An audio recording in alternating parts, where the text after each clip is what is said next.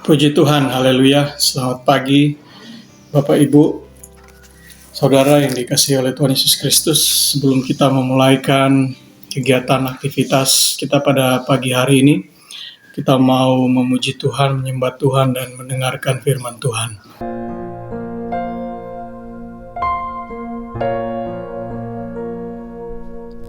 Semua karena anugerah-Mu hari ini ada, bukan karena kuatku, namun karena Roh-Mu. Ku bawa hatiku, penyembahanku, ku semakin berkurang, Yesus makin bertambah.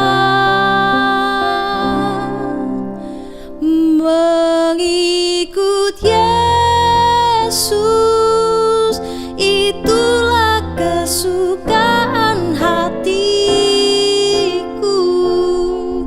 Ku lepas semua hakku untuk mengenal kehendaknya di hidupku. Mengiring Yesus, itulah kekuatan hidupku. Ku yakin anugerahnya mampu jadikanku hamba yang berkenan selalu.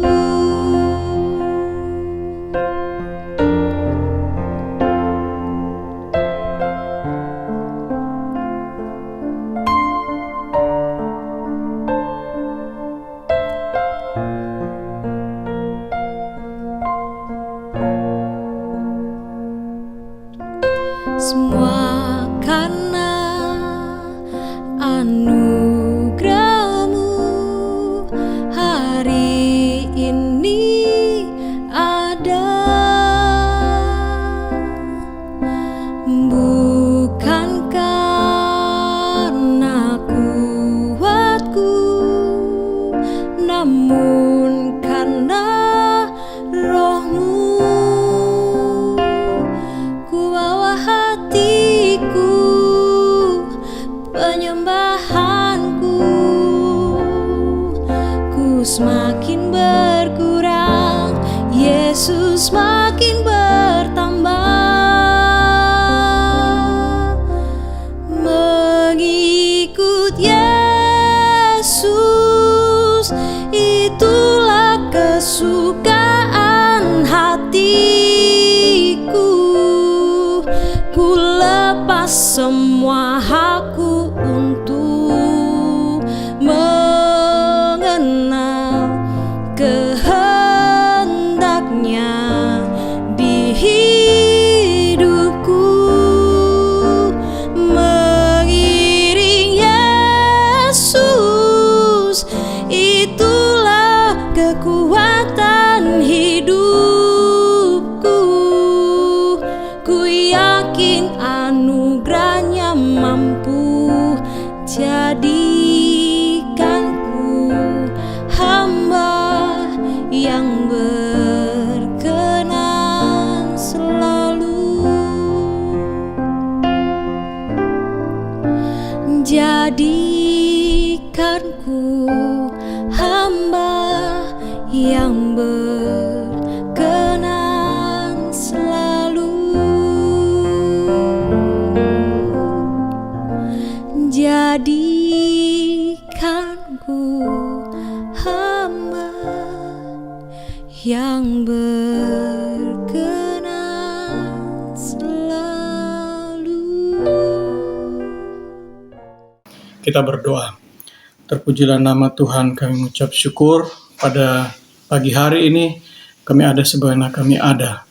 Tuhan sudah menolong menyertai kami. kekuatan, kesehatan sudah Tuhan berikan. Dan kami serahkan hidup kami dalam tangan-Mu, kami mempelajari firman-Mu, biar kami mengerti. Tuhan mengurapi kami semua dimanapun berada. Dalam nama Yesus kami berdoa. Amin. Kita akan mempelajari pada pagi hari ini tema sikap hati menentukan kemenangan dan keberhasilan. Kita buka di dalam Bilangan 32 ayat 12. Di situ dikatakan bahwa kecuali Kaleb bin Yefune, orang Kenas itu, dan Yosua bin Nun, sebab keduanya mengikut Tuhan dengan sepenuh hati. Pada pagi hari ini kita akan melihat bagaimana suatu sikap, suatu ketetapan hati yang sungguh-sungguh mengikut Tuhan dengan sepenuh hati, itu membawa kepada kemenangan dan keberhasilan. Bangsa Israel pada saat itu sebetulnya sudah di ujung menjelang memasuki tanah perjanjian. Kalau kita mulai lihat di Ulangan 1 ayat yang ke-20, jadi Ulangan ini review yang disampaikan oleh Musa.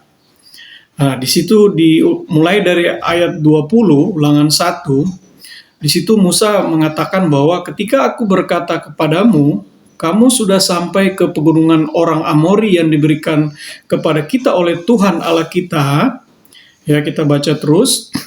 Ketahuilah Tuhan Allahmu telah menyerahkan negeri itu kepadamu. Majulah, dudukilah seperti yang difirmankan kepadamu oleh Tuhan Allah nenek moyangmu. Ya, janganlah takut dan janganlah patah hati.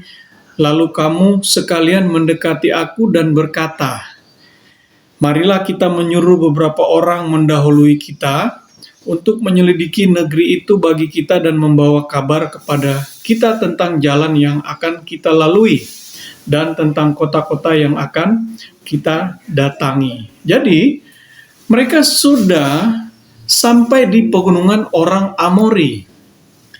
Itulah ujung perjalanan mereka menjelang masuk tanah perjanjian. Di Bilangan, di situ disampaikan bahwa di Bilangan 12 ya, di situ dikatakan bahwa Allah berfirman, Bilangan 13 ya, Allah berfirman kepada Musa, suruhlah beberapa orang pengintai tanah Kanaan ya. Tapi di dalam Ulangan sini, di situ disebutkan bahwa Musa menyetujuinya. Jadi ada proses rupanya di situ bahwa sebetulnya kalau mengikuti apa yang sudah Allah rencanakan, ya mereka masuk saja, serang bangsa Amori, kemudian duduki, kemudian mereka memasuki tanah perjanjian. Bahwa memang sudah difirmankan oleh Tuhan melalui Abraham bahwa itu memang adalah tanah perjanjian. Kita lihat di Kejadian 15 ayat 12 sampai 20. Kejadian 15 ayat 12 sampai 16. Tetapi kita pilih saja ya bahwa firman Tuhan kepada Abraham ya, keturunanmu akan menjadi keturunan menjadi orang asing ya, selama diperbudak dianiaya 400 tahun lamanya. Tetapi bangsa yang memperbudak mereka akan kuhukum. Nah, kemudian di ayat 16, tetapi keturunan yang keempat akan kembali ke sini, sebab sebelum itu kedurjanaan orang Amori itu belum genap. Ya, jadi Allah sendiri yang menjanjikan sejak Abram bahwa itulah keturunan dari Abram, ya, Israel akan memasuki tanah perjanjian. Dan di dalam Ulangan ini Musa mencoba mereview perjalanan mereka dan mengatakan bahwa sebetulnya kita sudah tinggal masuk. Tetapi karena bangsa Israel sendiri yang meminta mereka untuk menyelidiki mengirim orang. Memang ini adalah strategi perang ya, bagaimana menyelidiki suatu bangsa, kegiatan intelijen dan sebagainya. Jangankan perang ya, pasar pun ya, market pun itu memiliki yang disebut dengan market intelligence. Bagaimana memahami suatu sistem pasar, memahami sumber-sumber supply ya, bagaimana rantai pasoknya dan sebagainya gitu ya. Nah, ini yang dilakukan. Jadi rupanya ini strategi intelijen ini sudah kuno ya, sudah sejak zaman dahulu. Nah, akhirnya ya Musa menyetujui dan memang Allah berfirman di Bilangan dikatakan, ya sudah kirim 12 pengintai dipilih dari masing-masing perwakilan suku-suku Israel. Nah, apa yang terjadi ya? Kita lihat di Ulangan, kita kembali di Ulangan 1 tadi. Kita lihat mulai ayat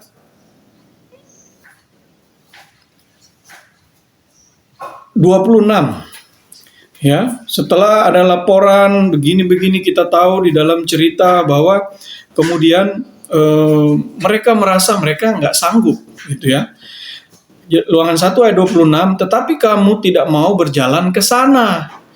Kamu menentang titah Tuhan Allahmu yang notabene sudah disampaikan jauh hari sebelumnya sejak zaman Abram.